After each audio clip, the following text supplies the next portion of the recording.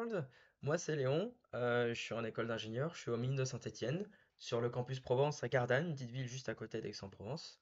Et je vais vous parler de mon expérience dans les classes prépa de Bajo. Alors, moi, j'étais en filière PCSI et ensuite PSI étoile.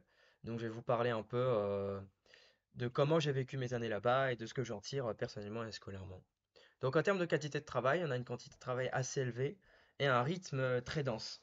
Mais les échanges sont connus, les profs à chaque fois nous disaient quand on recevait un DM et quand il fallait le rendre, ce qui a l'intérêt de nous obliger en fait à planifier rigoureusement notre travail et à effectuer un travail de recherche vraiment en autonomie.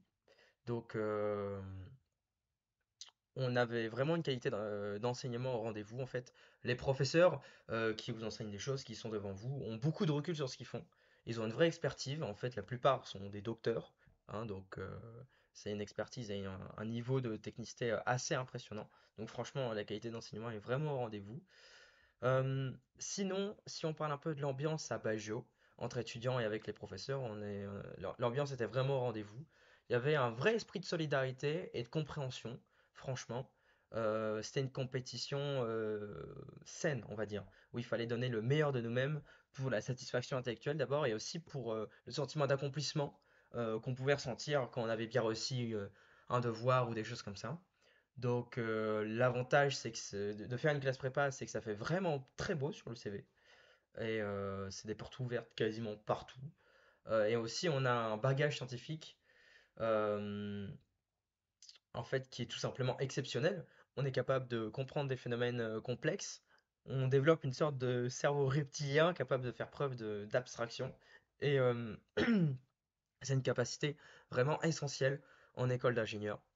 Euh, Donc, les avantages des prépas de Baggio, c'est vraiment la solidarité. Beaucoup de solidarité, beaucoup d'entraide. Un suivi vraiment très qualitatif. Franchement, les professeurs viennent vous voir pour vous dire qu'est-ce qui va pas, et ils ciblent en particulier vos lacunes. Et ça, c'est vraiment bien pour la progression. La qualité d'enseignement, comme j'ai dit, hein, c'est des professeurs qui sont très calés dans ce qu'ils font. Et l'ambiance de classe, franchement, on étudie avec une bonne humeur, on met de l'humour, franchement, c'est un environnement, c'est une ambiance vraiment très cool. Après, l'environnement de Baggio, c'est un environnement particulier. On est avec des lycéens, on est au troisième étage d'un bâtiment, donc les lycéens sont un peu bruyants. Ils sont sympathiques quand on leur parle, mais bon, ils sont un peu immatures, mais ça nuit pas à la concentration et on peut tout à fait se concentrer malgré ça. Donc je conseille vivement les prépas de Baggio.